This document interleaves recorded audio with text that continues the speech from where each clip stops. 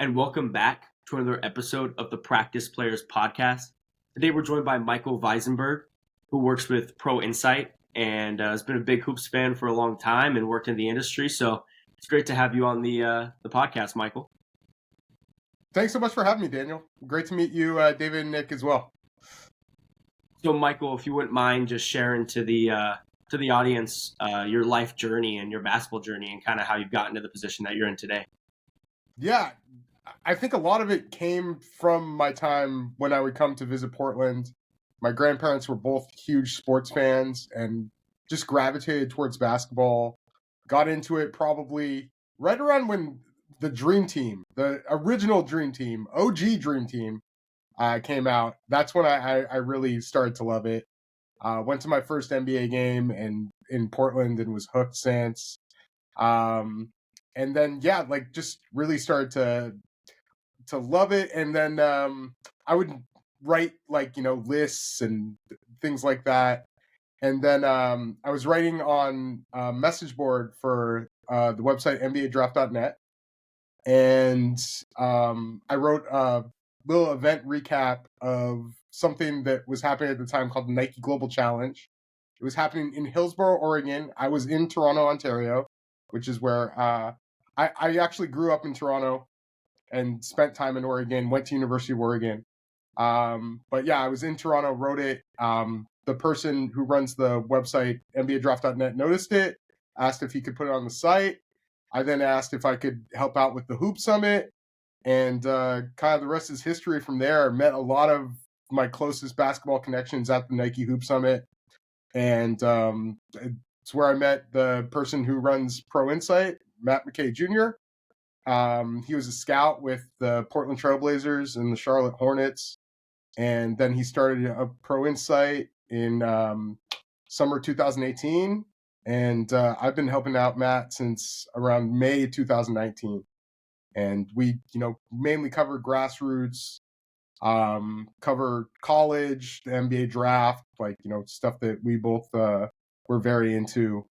And that's kind of been my focus for a really long time. I became an NBA draft head probably around the 99, 2000 draft. I was just always fascinated with that process. So yeah, that was really how I got into prospects and grassroots college basketball, pro basketball, that kind of stuff.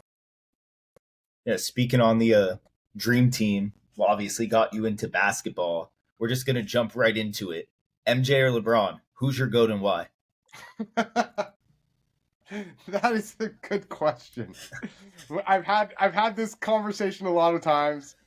I think when you look at Michael Jordan in comparison to the players of his time, he was just absolutely absurd. It wasn't even close. LeBron has a little bit more competition. I've always been a huge LeBron James fan, and I say he's the best basketball player I've ever seen. But just when you look at you take out those Wizards years, I guess, and then you look at just the dominance of Michael Jordan's career, it's so storybook. And he was just so dominant, and then had incredibly dominant teams as well. So I flip back and forth, but yeah, I'll say LeBron. Let's go. Yeah, Nick's up there cheesing. As soon as you said LeBron's your GOAT, that big old smile came across his face. Have you seen the stuff he's been doing lately? It's unreal, man. I love watching LeBron James play. I got to watch Michael Jordan play. It was really cool. But yeah, LeBron James, I'd say with Michael Jordan, you had that individual and team success. And with LeBron, he hasn't necessarily had the team construction around him that Michael Jordan had. But it's been a really interesting story, man. Yeah, it's been really cool. And then the longevity of it all is absolutely absurd.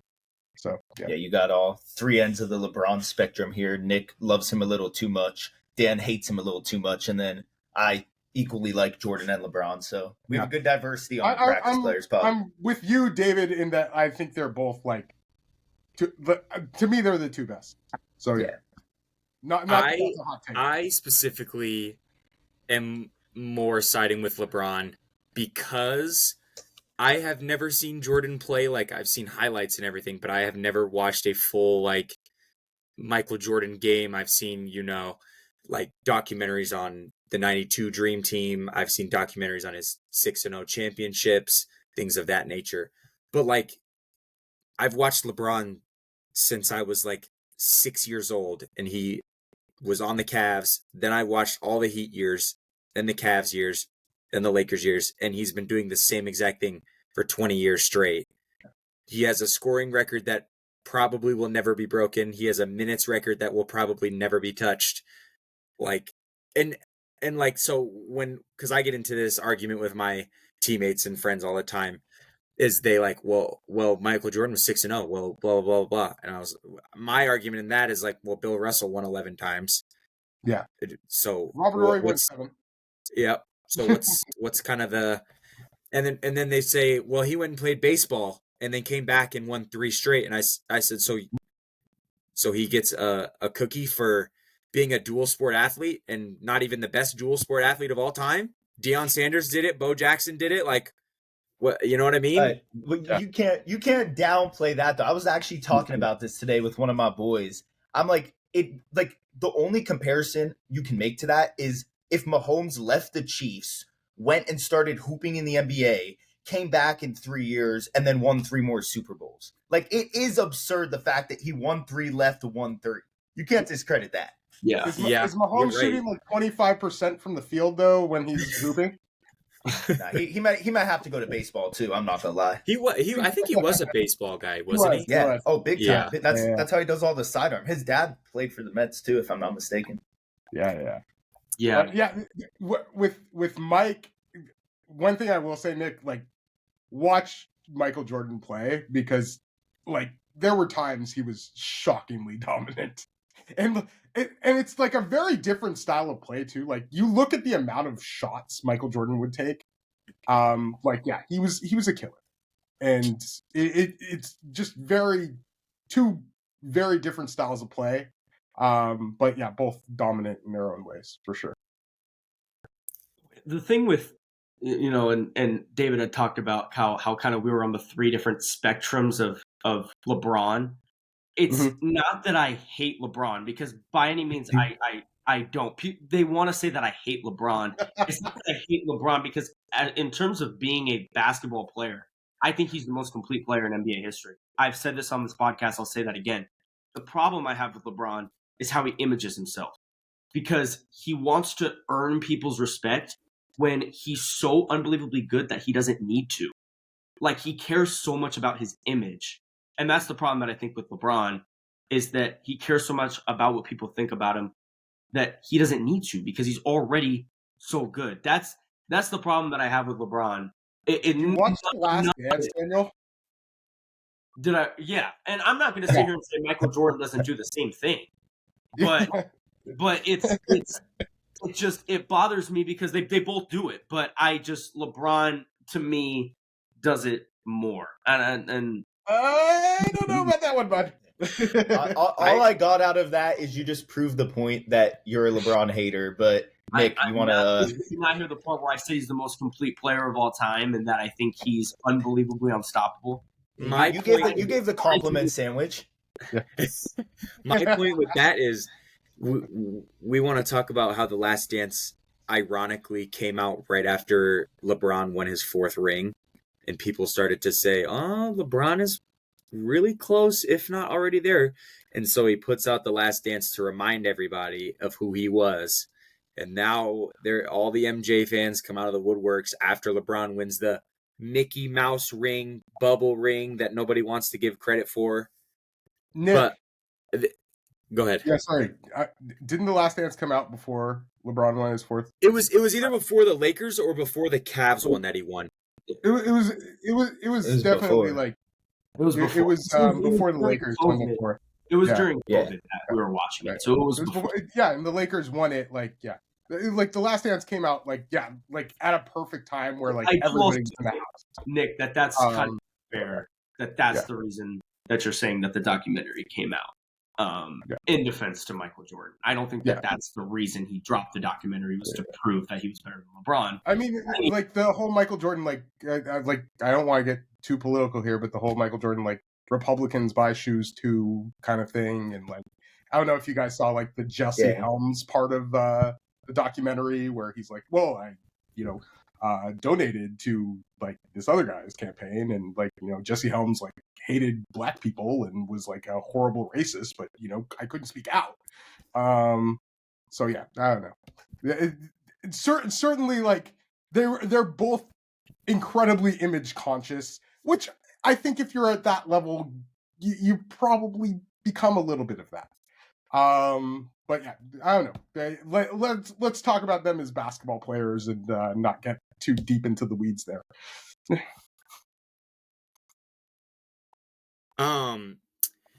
So I have a question for you, not related to LeBron or Michael Jordan, just kind of what you do.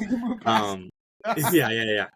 These debates can go on forever. I know. Yeah. What are a few things that you look at when you are scouting a player, whether it be high school, college? What do you look for? Yeah, I would say I love the NBA draft, and I kind of love, projecting people to that level. So I usually look for the things you can obviously see especially when you're live scouting somebody. You look to see their positional size. You look to see their athleticism. Now, by athleticism too, like I don't know if you guys listen to the Thinking Basketball podcast at all, but great podcast. They talked about it, and the level, like how one defines athleticism, I think it's a lot broader than most people would think. How fast you are, how high you jump. It, like, when people say that Larry Bird and Magic Johnson like weren't great athletes, like their hand-eye coordination, like I've written some stuff down. Yeah, hand-eye coordination, the quickness of your hands and feet, your lateral quickness. I think those are all things like even like pattern recognition. Which gets into my last thing. I like to see how they process the game. Like, just in their role, what do they do? How's their feel? And that kind of means like quick decision making, awareness, your positioning on the court, and then of course your skill level. So yeah, like those are the things that I tend to look for. So if a person's like an off-ball player, like, do they know who they are? Can they shoot off of movement? Do they, make quick passes? Are they not ball stoppers? Stuff like that. Yeah. And then of course defensive awareness and like, ability to guard multiple positions is always a great thing. But yeah, I actually like one thing I send people all the time is I did Daniel and I actually met at the Pro Insight Blueprint, and we were doing the BAM testing. And so I've always kind of been fascinated mostly by the positional height and like averages. And, some teams may not have been the tallest, but they had guys with like absurd length. Like you look at those Michael Jordan teams, and Scottie Pippen had like an insane wingspan. Michael Jordan had like a plus wingspan too. Dennis Rodman, I think, probably had one of like absolutely crazy for his ability to guard up the lineup. So yeah, like they may not have been the tallest, even though Michael Jordan and Scottie Pippen obviously were very tall, but Dennis Rodman, but they had a lot of length to them. So one thing I like to send people is I have a list of positional averages in the NBA. So I took like 15 of the best players just to give an idea of height, weight, wingspan, standing reach, just so you kind of have a gauge. I think I sent that to you, Daniel, so you have a gauge to know like what is really good positional size in the NBA. Because I think a lot of times people will say, oh, he's really big, when in actuality they're pretty average by NBA standards. Yeah, I think a Yeah, good bouncing example. back. Oh, I was just saying, I think a good example of that, you know, we've seen the Stephen A. Smith like meme clip of how Kwame Brown has small hands, but he was, you know, 6 foot and tall, but is he big? I mean, his small hands, can he like catch the ball? Like just that's kind of something that I noticed a good example to use for that too, Michael. Yeah, absolutely. Yeah, like hand size is something that there's a reason they measure in the combine. Yeah, well, you know, the funny part with that too is Michael Jordan was a person that like obsessed over hand size because he had massive hands. He loved when people could palm a basketball, and he would look for that like in draft prospects. I feel like afterwards, after that whole Kwame Brown thing. Um, I don't know if you guys are all youngins, so one of the things with Kwame Brown actually wasn't even the top rated player in that high school class. Like he was near the top, but I think one of the things that happened was he had a draft workout against Tyson Chandler, who was the person that went second in the draft. And they sent like a limo to pick up Tyson Chandler. They didn't send anything for Kwame. Kwame shows up angry. I heard gets the better of Tyson Chandler. Mike was there. I heard that was like a huge reason that he ended up going number one. But yeah, if you look at positional size and some of those factors, maybe then you look at Tyson a little bit more.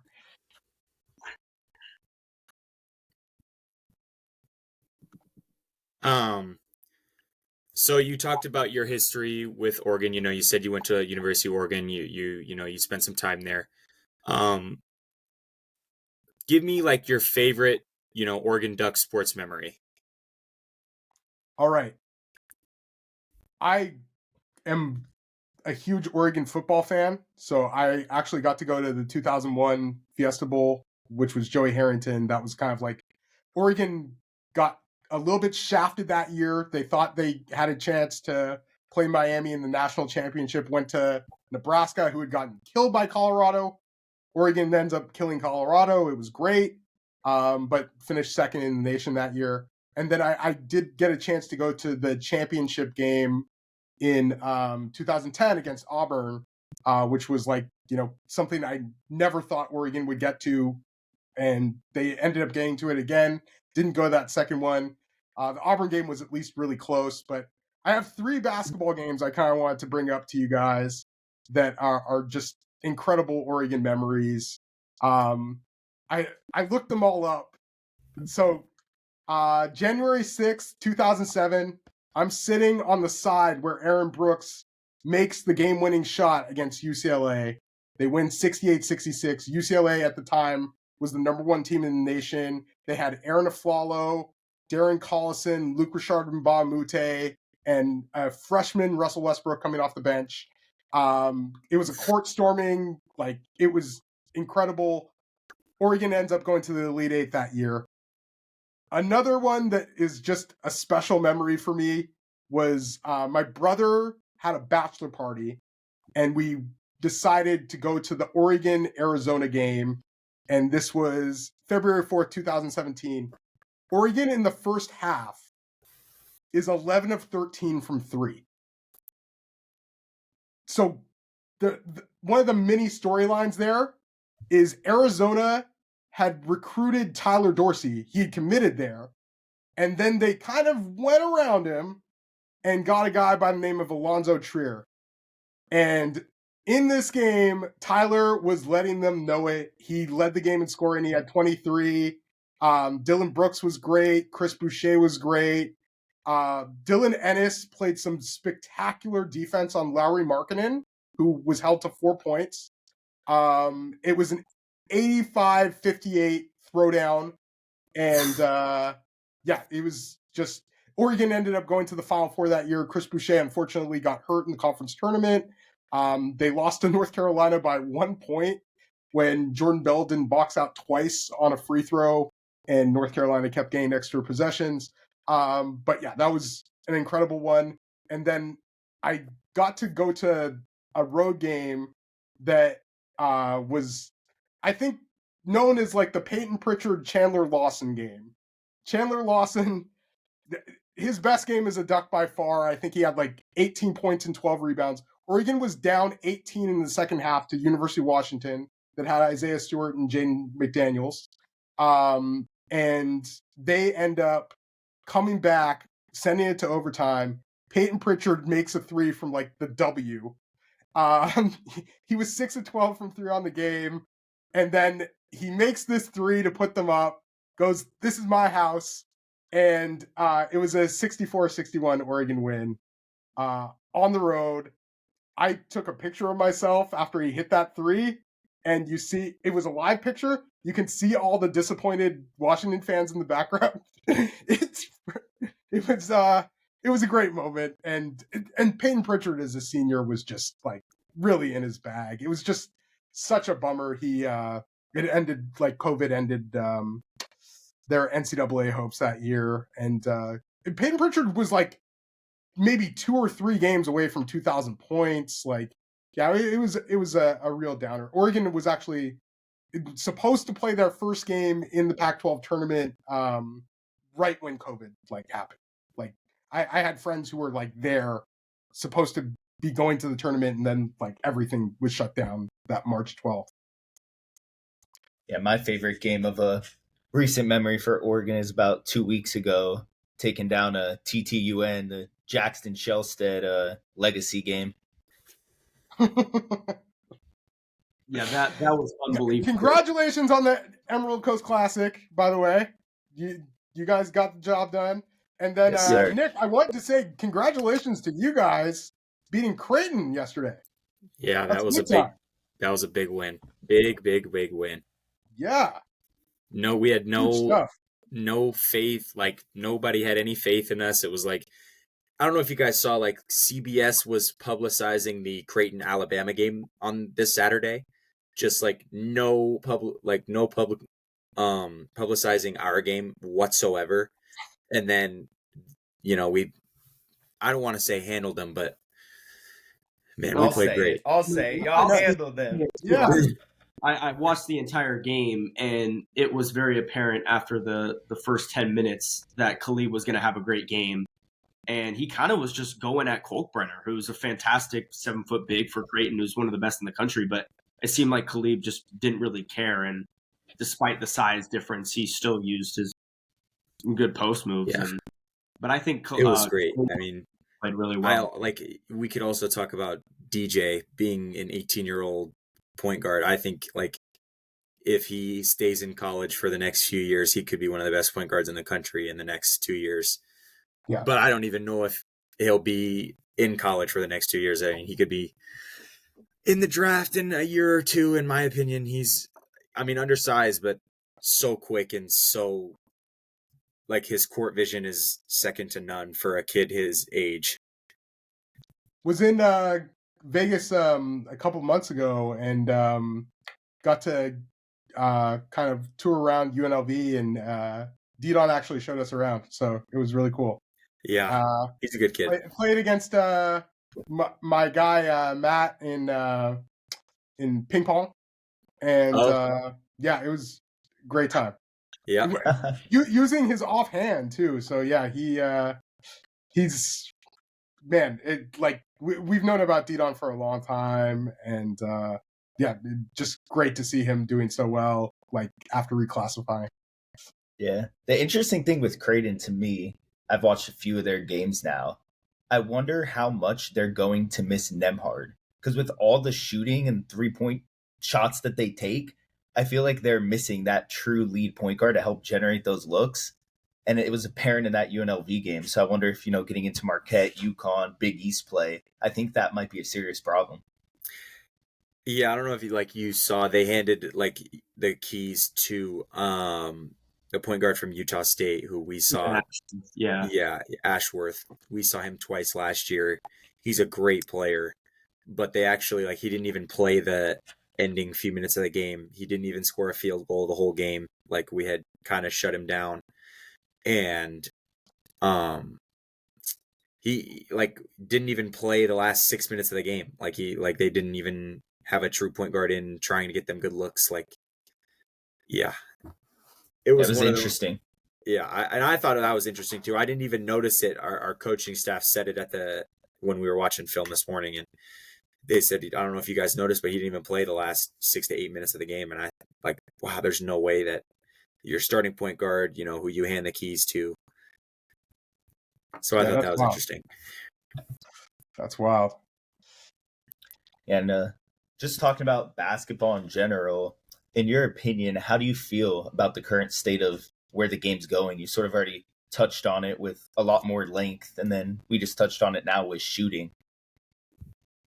Yeah, I think that basketball is in a pretty good place. Obviously, I feel like the TV contracts are coming in and they're going to look pretty positive.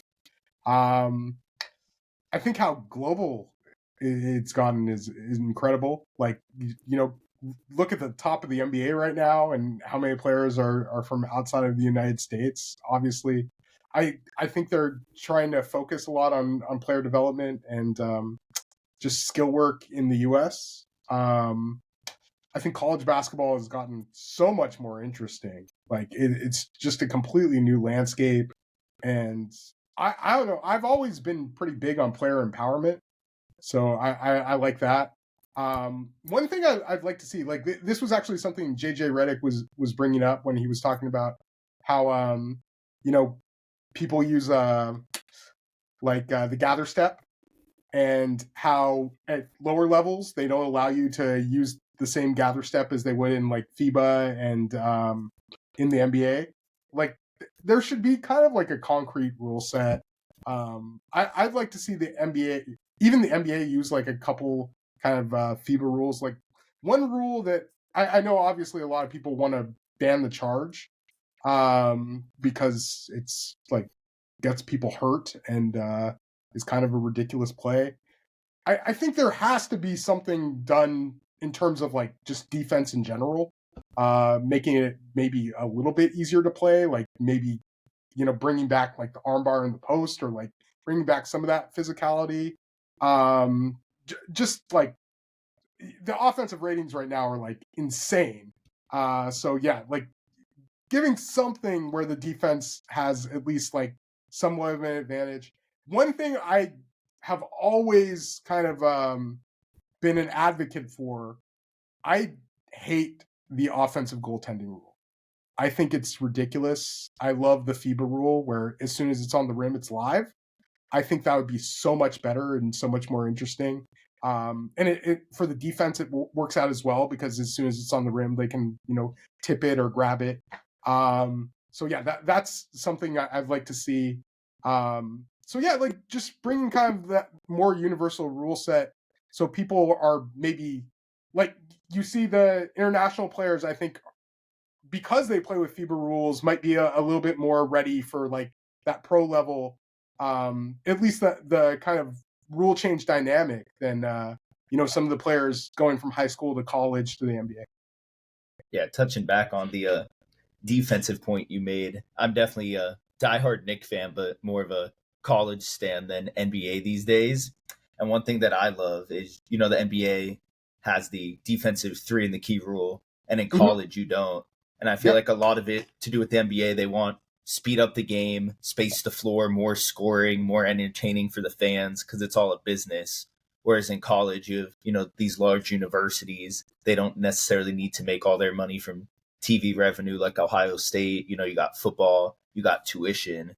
So it sort of slows the game down, the Big Ten grit and grind. And that's where I think a lot of the pure basketball is still left, because you can feed it into your Zach Edey's and play through the post. You can have him, stand in the rim and do the Bill Laimbeer, you want to come in my paint and get hit, do it. So that's why I sort of like that. But yeah, universal rule set, maybe across like all pro levels have this, and then all amateur levels have this, could definitely clear up a lot of confusion in some areas. Yeah. And I don't know. The NBA has always kind of had like an illegal defense. Like it used to be where you couldn't double team somebody off the ball. So that was, the big thing, like to kind of force, you couldn't play a zone at all, really. Now in the NBA, you obviously can play a zone. I think the defensive three, that's an interesting one because, yeah, like they are the only league that really does that.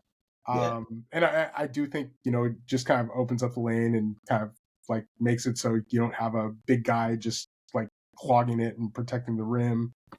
So it gives a little bit of freedom of movement, but yeah, I don't know. I think if there was no illegal defense, like I don't think it would be the worst thing in the world. And yeah, I don't know. That could be something to look into also. Yeah, I feel like in regards to like us who are like basketball heads and we understand it all, like it would make sense for the NBA to take the defensive three out. But as a like for them just wanting ratings, I mean, think about Ja Morant doesn't jump up and like throw in a 360 dunk if he sees, Brooke Lopez standing in the paint for 10 seconds just waiting for him at the rim. But they want Ja Morant to go 360 dunk it because that's what people watch. Like people want to see that. Nobody wants to see Ja Morant get clobbered by Brooke Lopez. Like besides us, like we want to see that. Nobody wants to. Like if you're not a basketball head, you want to see Ja Morant do that. Yeah, it's definitely not a strategy based rule. It's like you said, Nick, just viewership, more highlights, more offense scoring. No one wants to sit through and watch a Tom Thibodeau Knicks team win 86-81 unless you're a sicko like me. Yeah. Well, like, with Michael Jordan in the old defensive rules, like they definitely, I think, helped him out as well. Like, couldn't really double team Michael Jordan. You couldn't really, get the court and have it like the big thing a lot of people in the Jordan like LeBron debate talk about is the 2011 NBA Finals. And the Mavericks did a masterful job of stacking the defense over towards LeBron's side of the court. Whereas I think you saw, or if you look at the statistics, Dwayne Wade had a great series. Well, they didn't care as much about Dwayne Wade scoring. They cared about what LeBron was going to do. So yeah, they did an incredible job there. But yeah, like the defensive rules allowed them to do that. Whereas Michael Jordan wouldn't have had those same defensive rules that, and I think the Bulls offense therefore could, really kind of stack things where Michael would be, in an isolation situation quite a bit. Not to mention that they had the triangle and had a lot of shooting around him. Very good stuff. Yeah. Phil Jackson was an absolute genius. Tex Winter was the assistant coach who was kind of the architect behind the triangle system. Yeah. Really good stuff. Phil Jackson was a genius until he decided to ruin my Knicks for another few years. Well, it wasn't very good in the front office department. Hard to be a genius forever, David. Hard to be a genius forever. What do you think of Larry Brown too? You've had a couple classic coaches that didn't have the best time with the New York Knicks. Yes, it's been painful, but I think our savior wearing the double ones, he's here. Take us to the promised land. Yeah, Michael, I don't know how much of our podcast you've listened to, but if you go through episodes, you'll notice that David has a forbidden love for Jalen Brunson, and he's not, afraid to show that. Jalen Brunson's fantastic. Yeah, he was a guy that I got to see at Nike Global Challenge in 2014, and like was great, so good there. He's one of those guys. They had De'Aaron Fox. They had like Malik Monk, Bam Adebayo, Jaylen Brown. Jalen Brunson probably played the best out of any of them. Yeah, it goes back to your definition you said earlier of how do you define athleticism, and it goes beyond just pure jumping or whatever. I mean, Dan's laughing. If you watch Jalen Brunson, his footwork is one of, if not the best in the NBA. His body positioning, his IQ, his dribble pickups, like he makes athletic moves. You just wouldn't expect it because he's a bulky or undersized point guard. No, I wasn't laughing at you calling Jalen Brunson athletic. I was laughing because I figured you'd say something like, "Oh, he's the most athletic player of all time." I was just waiting for it. So I'm actually surprised you didn't say that. That's why. That's Jericho Sims, the most athletic player of all time. That's why I was laughing. Jalen Brunson's a very athletic player. Yeah, I think if we want to talk, his footwork for a guard is second to none. His post moves for being, how tall is he? 6'1", 6'2"? Yeah, somewhere around there. For having footwork and post moves like he does is like undersized guards should watch film on him, and learn to be like him. Absolutely. Yeah. Michael, I'm gonna put you on early. If you want Jalen Brunson 2.0, Bruce Thornton. Bruce Thornton? Okay. Trust, just good stuff. Be early. Buy stock now, as John Rothstein would say. Now. Buy stock now. I've known about Bruce for a while. But yeah, that's cool. I'm glad you're stoked on your guy. Yeah. Oh, I'm definitely going to be watching. He better be Jalen Brunson, David. I'll be very disappointed. My little insight, Bruce and I are really close, and over this summer, I literally, after like the playoffs, harped on him, like, I don't care like what you do this summer when you go back home to your trainers, I'm sending you a synergy Jalen Brunson package and you're putting his moves into your bag. And I basically just force fed it until he did it just to shut me up. And that's like his player comp now. And we're always talking about Brunson. I'm making him watch highlights, do the signature 3 celebration, bringing it out. Because the comps are there, the measurables are there. Did you guys see the little video that was going around of Fred VanVleet talking about what it takes to be a smaller guard in the NBA now? I think I remember watching that. He was talking about a little bit. I love it. I think defending like full court, just kind of going all out there, obviously making shots and just toughness. What I always tell guys, like, you know, if you go to these camps, like, you may not get the ball, but you have to do other things. Like, winning is doing all those little things. And being a small player in the NBA, it's doing that. It's getting steals. It's making shots at a high percentage. It's just like being like that Jose Alvarado, Freddie VanVleet, you know, like right now, yeah. The other thing, if you go to NBA.com right now and look at players by height, there are, I think, 11 or 12 players in the NBA who are 6'1" or under. That's out of about 500 players. So yeah, you have to be really special and really focus on those things. That's what I'm saying, because there are tons of those players that people talk about as draft prospects. Only a few are going to make it. I always make a point to try and tell my teammates, like, if you look at guys in the NBA who like played at high level programs, my example is Jared Vanderbilt, and I know he's 6'9", freakishly long arms, but he averaged like 7 points per game in college, like, but he can guard 1 through 5, pick up full court. He did so against the greatest shooter of all time in Steph Curry for 6 games, or however many games that series was, whatever. But if you can guard, like, you're going to play at whatever program you're at, and you can only improve offensively, like through workouts, through things like that. But if you can guard, especially at 17, 18 years old, the sky's the limit. Like, however good you want to be is however good you're going to be. Well, I think defensive versatility is super important. Yeah, sorry, Daniel.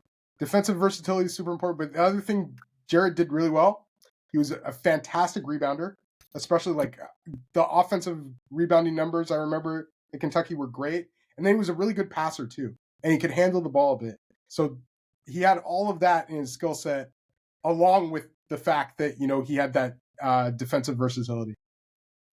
What I was going to add with a player like Jared Vanderbilt is now, because we were talking about it earlier, how efficiently offense is getting. Like for example, the Indiana Pacers, who we'll talk about in a second, their numbers with Tyrese Halliburton are just exponentially high. And these teams are so offensive oriented that it makes those defensive gems even more valuable. Like, these guys like Jared Vanderbilt are going to be sought after, and are going to get big contracts because teams need guys to limit these shooters and playmakers as best as they can. Like, teams need a guy to go out and ruffle the feathers of Tyrese Halliburton, because if they don't, he's going to get 25 and 12 and with great efficiency and have maybe 1 or 2 turnovers, and you can't do anything about it. But if you sign a guy like Jared Vanderbilt, pay him $2 or $3 million more than you probably should, that investment will probably be worth it, because you're getting a guy who would be able to stop that. So I think just with the way the league's heading right now, it's just so offense oriented. And we'll talk about a few of the teams that have had terrific starts and a few of the teams that haven't. And I think offensive efficiency has done Indiana really well, who we'll talk about. Yeah.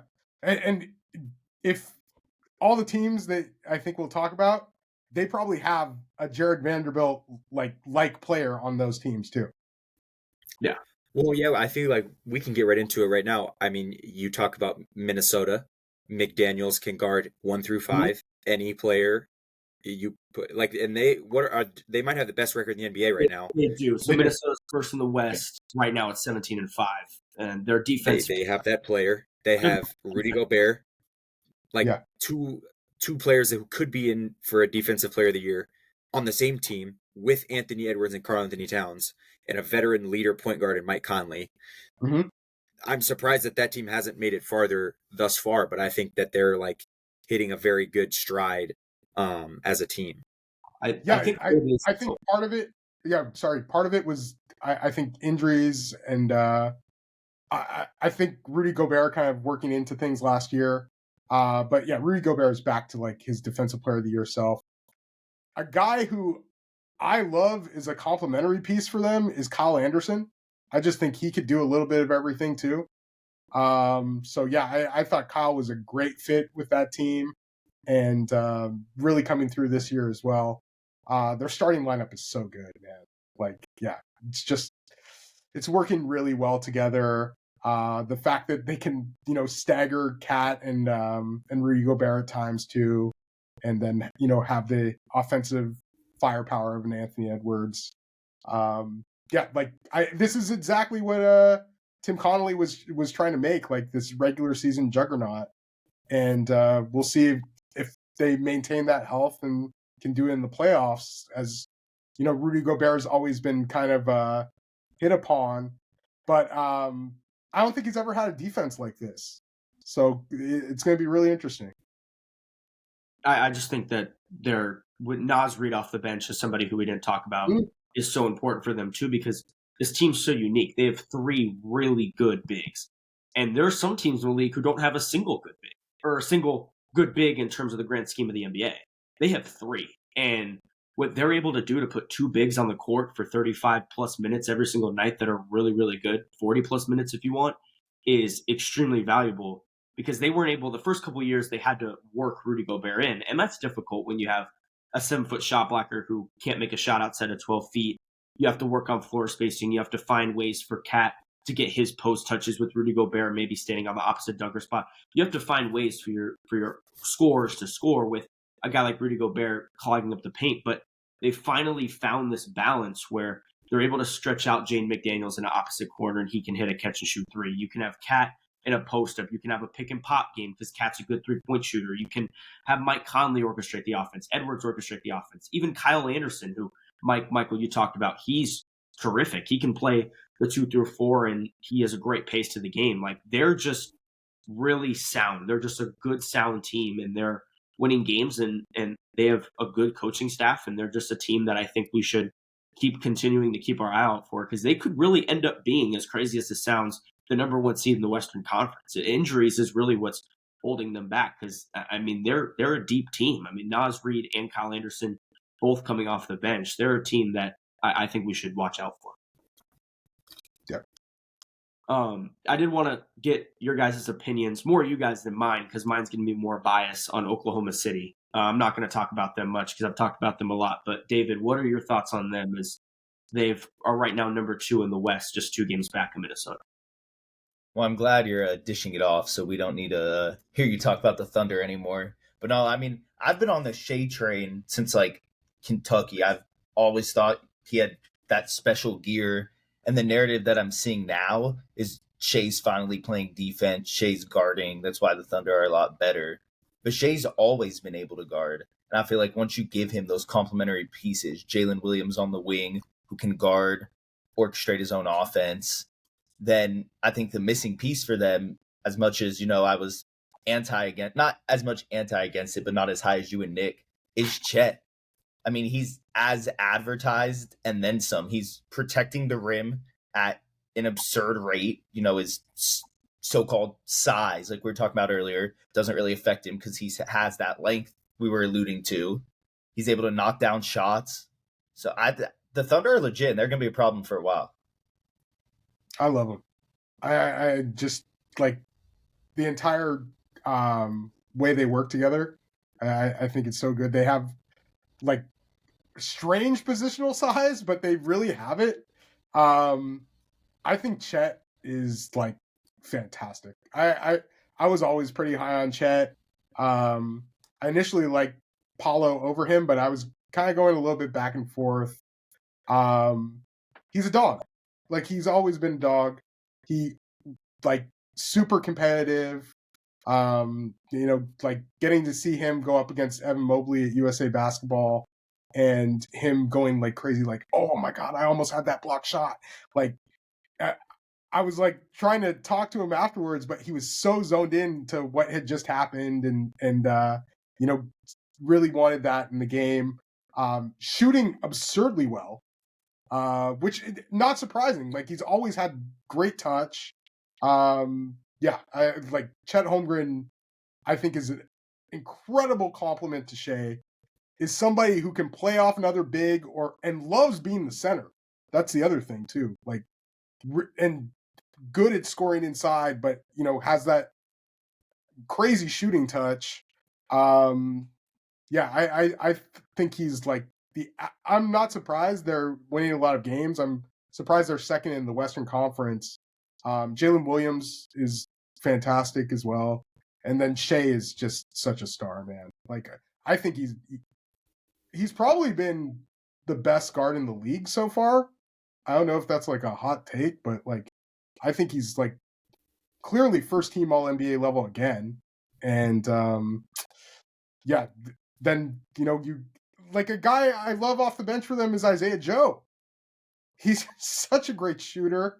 Cason Wallace was a great find in the draft too. He's able to get in there with that starting unit where they can basically play like four guards and a big, like because Jalen Williams can play whatever. Josh Giddey has size to play whatever for as long as he's playing. But yeah, it's they're a great team. All right, Michael, I want to give a little picker we'll do here with no explanation. Since you're obviously big Chet guy, I'm going to give you Chet and another player to build around, and you just name which one you're going to pick. I feel like this will be a good little Instagram reel we'll chop up and post. And then Dan, Nick, obviously, if you have. So Chet Holmgren or Paula? I'm going with Chet. All right, this can be the juicy one. You ready? Yeah. You can break this down a little bit more if you want. Cool. Chet or Victor? Who are you taking next 10 years? Okay. I am taking Chet this year as Rookie of the Year. I think Chet's Rookie of the Year. I will take Victor Wembanyama because I think that mystery box is incredible. I think it's so good. That was a thing when we got to bad teams. I want to talk about the Spurs because I think Victor is so fascinating.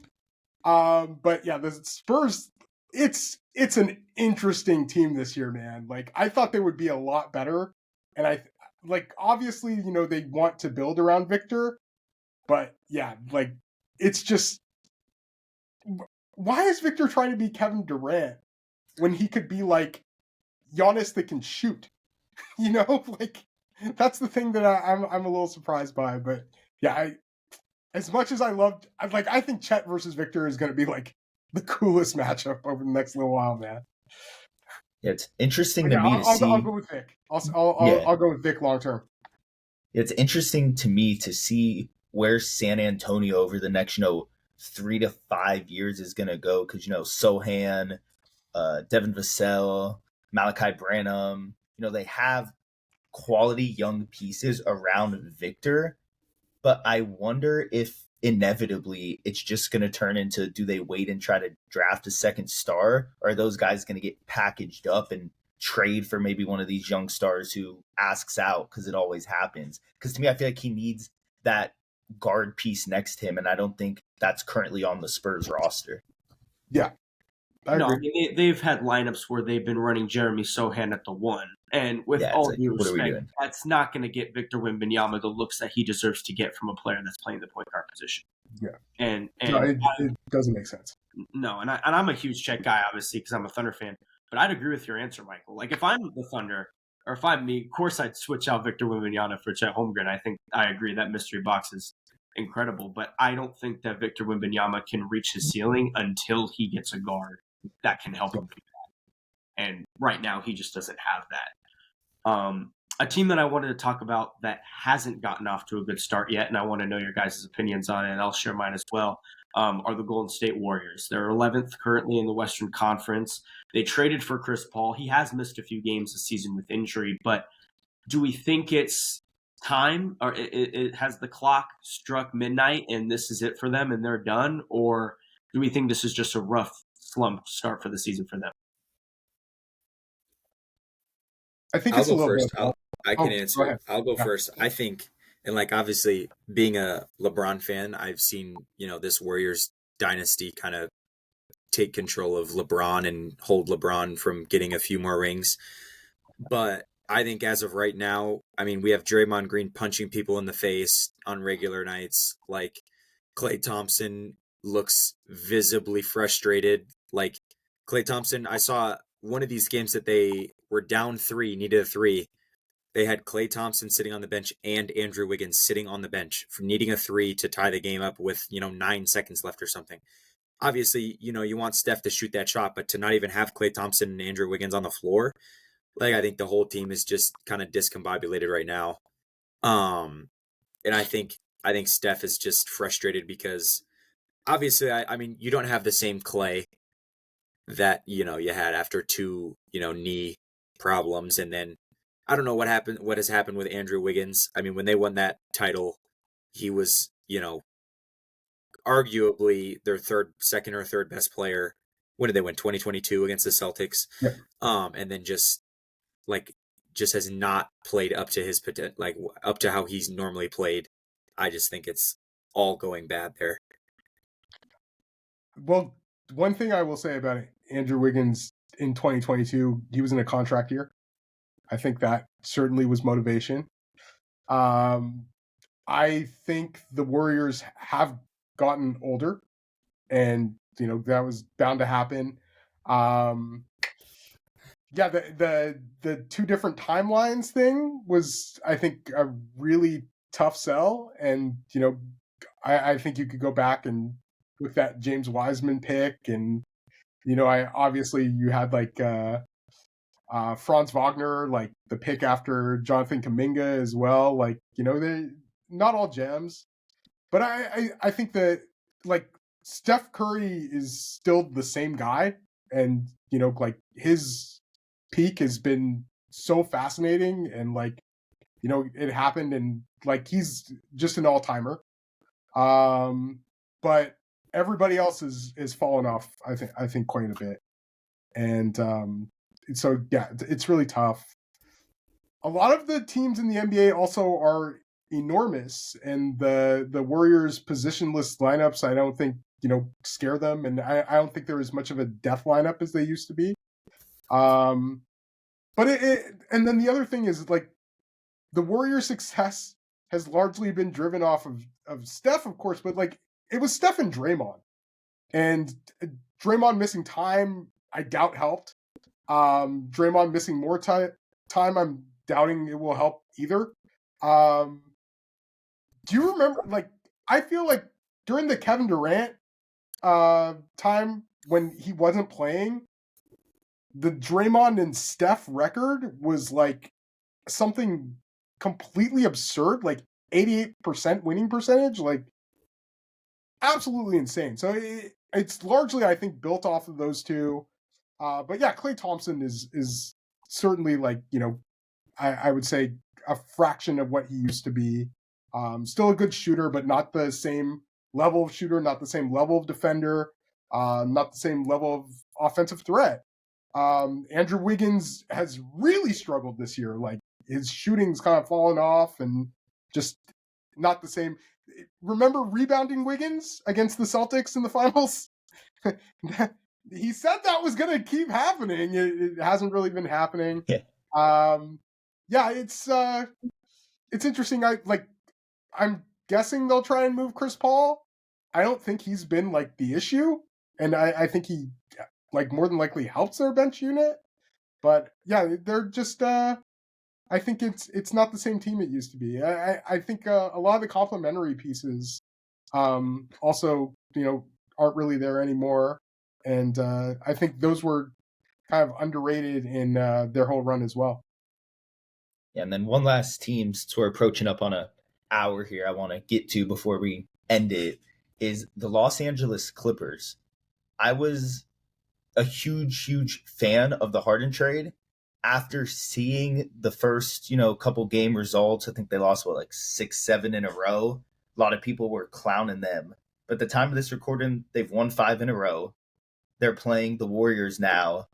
And to me, I think Harden might be the primary ball handling piece that's been missing next to Paul George and Kawhi.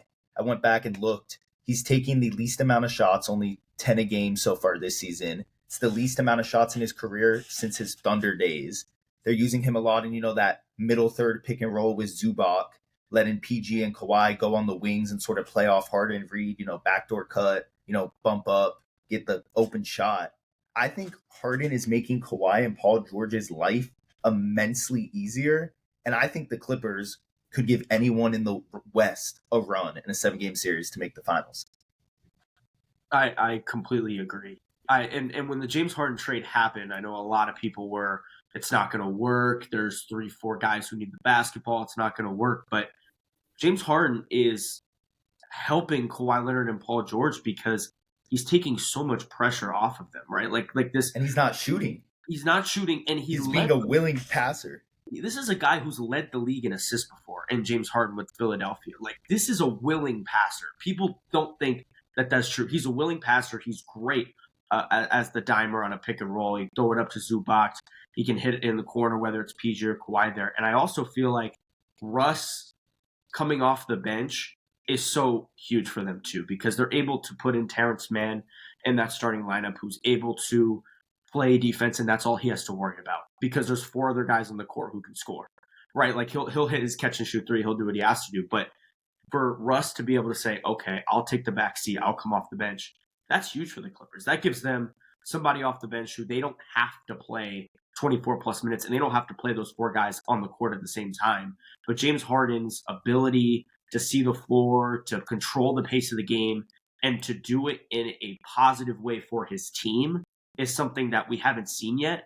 And I think that if they can connect the pieces, they could make the NBA Finals. They have the talent to. It's just a matter of whether everybody will buy in for them. And health. Health, yeah. So that's the big thing with them, is staying healthy.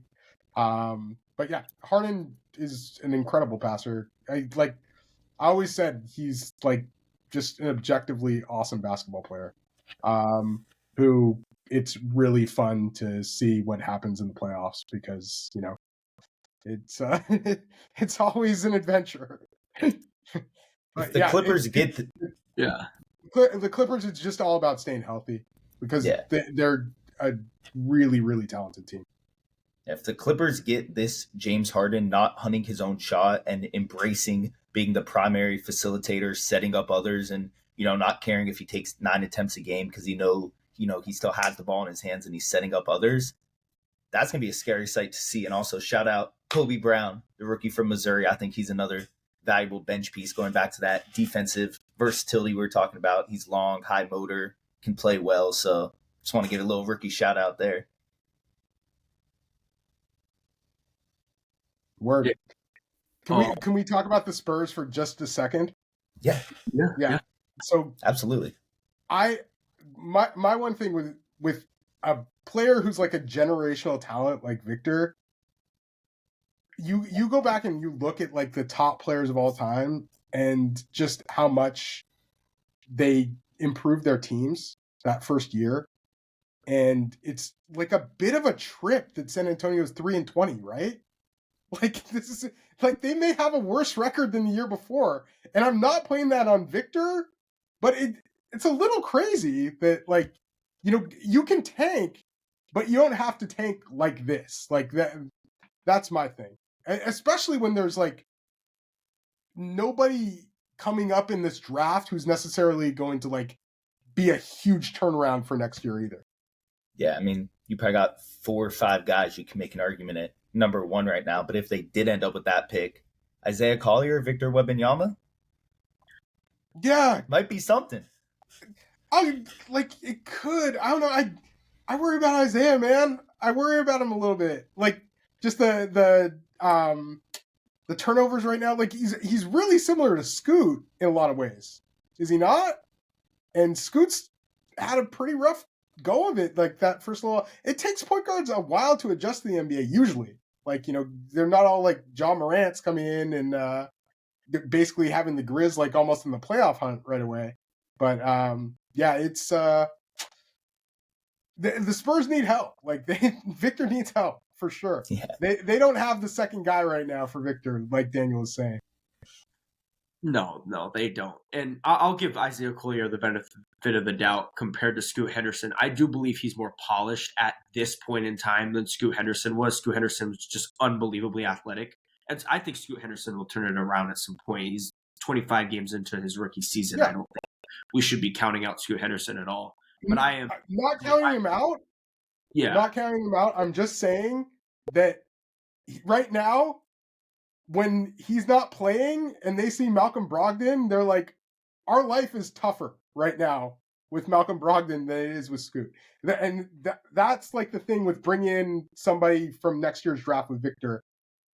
It may not turn around the team right away. That's all I'm saying. Yeah. They need more help than that. Yeah. No, I definitely think it'll be interesting to see what San Antonio does in the next few years to take advantage of having who could potentially be a generational superstar and one of the greatest players that we've seen play. But if you're here right now, we really appreciate you guys for listening. This was a long, very informative episode. So, Nick, David, Michael, do you guys have anything to say before we hit the outro? Just wanted to shout out Pro Insight. Yeah, go look at our stuff there. We have a new podcast that just came out talking about some of the top prospects in the NBA draft. Had a PI Pulse article on that. A lot of great content. Daniel definitely knows. Helped out at our Blueprint event in Las Vegas. But yeah, just completely shout out my guys at Pro Insight. And thank you so much, Practice Players Podcast, for having me on. Yeah, no, absolutely. Thank you. Appreciate you coming on. It's definitely a lot of insights. Hopefully people listening gain some value, and we'll pin down all the Pro Insight stuff below. Go check out Michael, Instagram, websites, whatever he's comfortable sharing down there. But as always, PPP out.